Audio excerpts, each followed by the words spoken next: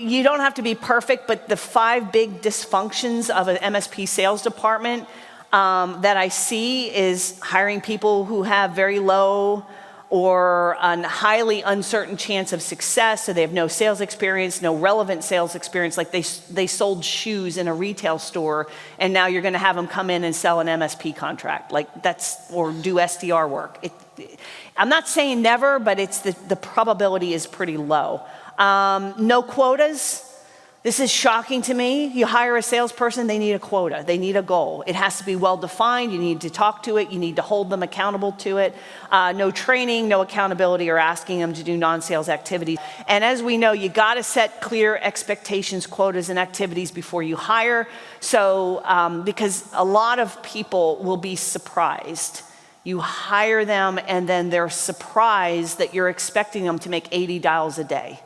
They're surprised that you record calls and review them. They're unhappy that they have to use notes in your CRM and disposition calls.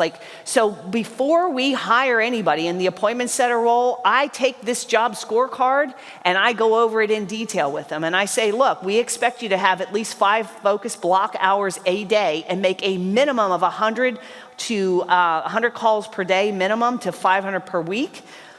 Because if you put 5 focused hours in, we can easily hit your 100 dial goal. We do track this, we do measure this, and we will be having a conversation if you fall short in week 1, we give you a warning, in week 2, you're fired. Because if you're not willing to put the activity in, you're not going to get the result. I don't have to wait for a month or 2 months or 6 months to know that you're not going to hit quota, because if you're not making the dials and you're not talking to prospects, appointments are not going to magically show up on the calendar. It's just, and we know that you need to make at least these many dials to get this many appointments, and if you're not willing to run that, then I don't need you on my payroll, because this is going to fail.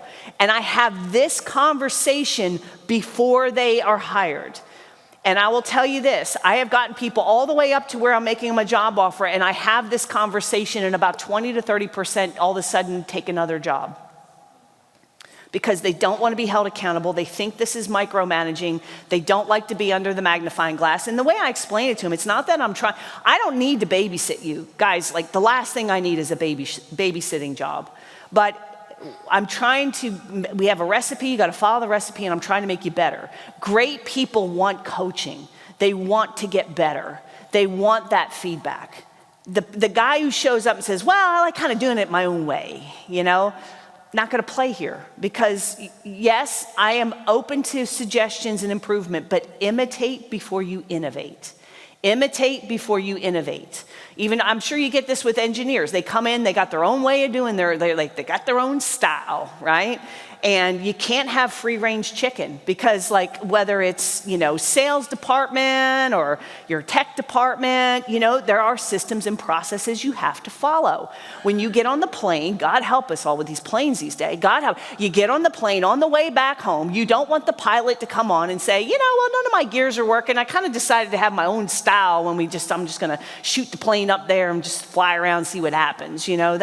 That would not be that we'd all be in panic mode, right? There's checks and systems and process for a reason, and we're always trying to improve on it, and I do want your feedback, but I want you to show me you can be successful with the process I'm giving you, because I know this works, and then if we want to make it better, let's talk about making it better, okay? But so you have to have this conversation before you hire them, because they show up and now they're unhappy and disgruntled because they're being micromanaged and measured, and you're nitpicky and all the things, okay?